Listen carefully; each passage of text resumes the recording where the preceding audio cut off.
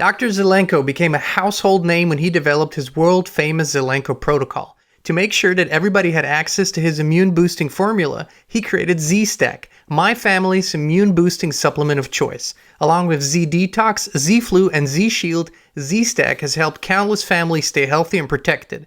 With every purchase of Dr. Zelenko's products, you also support the Zelenko Freedom Foundation in their tireless work to promote and reinstate medical freedom for all. Click the link down below, use coupon code INSPIRE to save and protect your family today.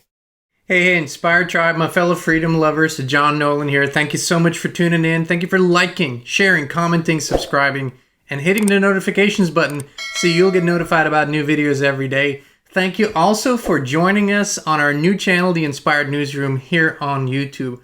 All right, let's dive into it. I'm old enough to remember crisis after crisis. Global cooling, global warming, Y2K, oil shortage, overpopulation, ozone layer. Remember that one? Where did that go? And crisis after crisis, doomsday scenario and prediction after prediction came out over the years. People were scared and frightened and panicked and didn't go and leave the house, turned off the internet and thought the end of the world was coming in the year 2000.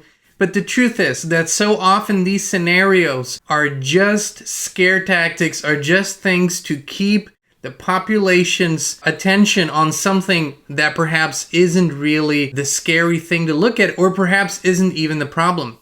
But most recently, a prominent member of society, Elon Musk, he's been in the headlines a lot, but in the last years, he said this oftentimes, he said, overpopulation is not really the problem. Population collapse, societal collapse is really the problem. And this is a multifaceted story. Number one, birth rates have gone down at a record pace since the 1960s. Literally raced down. Sperm counts are plummeting. They've gone down 62% overall. This is huge. Fertility rates going down overall hugely. The population is becoming older and older, and there are not enough people being born coming up in the younger generation. It is not sustainable as an economic model, certainly not sustainable. But more than that, we're facing much bigger challenges that almost no one is talking about. The question of the day and the solution we need to look at is really the survival of the species. And people are going to say, what are you talking about? There's 8 billion people in the world. What do you mean survival of the species? Well, we're faced with some existential threats that most people are not talking about. Number one is what I just talked about. Declining birth rates, fertility, and sperm rates, which means it isn't just that fewer people have children, but fewer people are able to have children. This is a problematic trend. The causes are multifaceted. Again, it has to do with our lifestyle. It has to do with artificial foods, with the hormones. It has to do with medicine. It has to do with many other factors. But most recently, we have been introduced to new kinds of medicine, and medicine is looking at a completely different set of tools moving forward. A lot of it has to do with genetic modification, with the introduction into the system of artificial intelligence, of nanotechnology, nanorobotics, self-replicating things. All of these things are coming, paired with a general trend for transhumanism. Transhumanism is the idea that we merge with technology, with AI. We become a different race, if you will, a different species. But that's not the end of it. The end of it is post-humanism, where this biological body will not be necessary anymore, and our consciousness or our mind, or however you want to call it, will be housed in an avatar, in an artificial structure. If you put all these pieces together, including the involuntary genetic modification that is happening, we are looking at a basic fundamental question. Will our species, this biological, beautiful, wondrous body that we all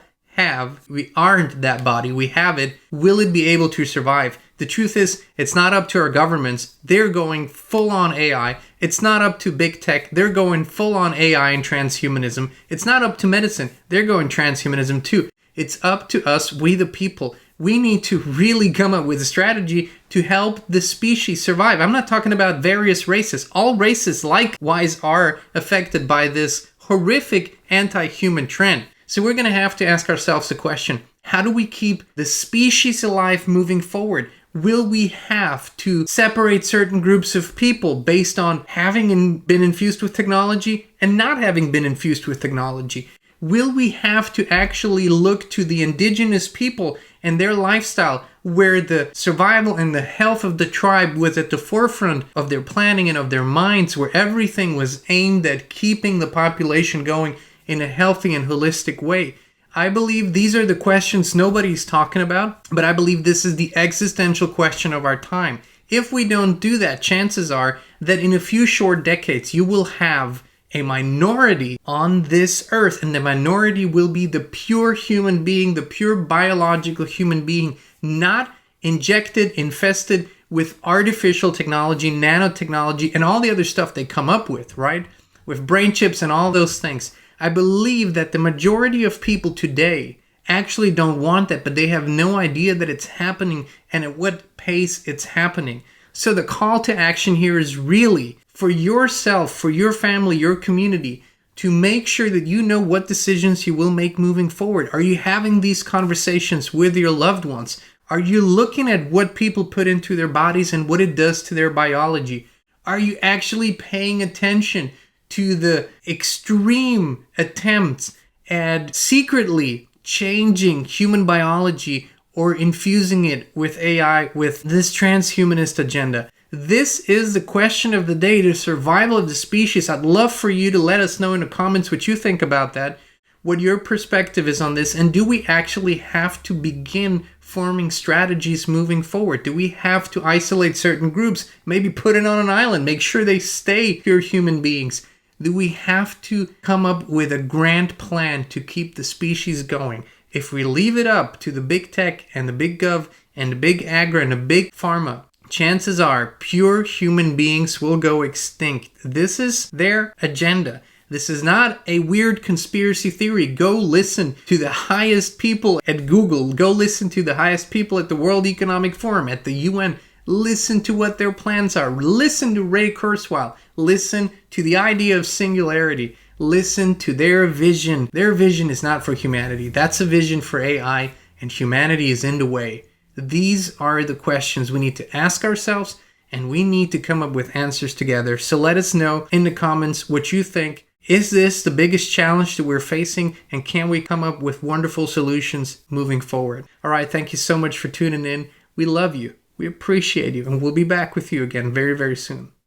We're more dedicated than ever to provide authentic, truthful, and uncensored information and inspiration. That's why we created the Inspired community on the free speech platform Locals. There's no censorship, a free flow of information, and it's more personal and intimate. And you can join us as a free member or a paid supporter. Please visit inspired.locals.com and join us today.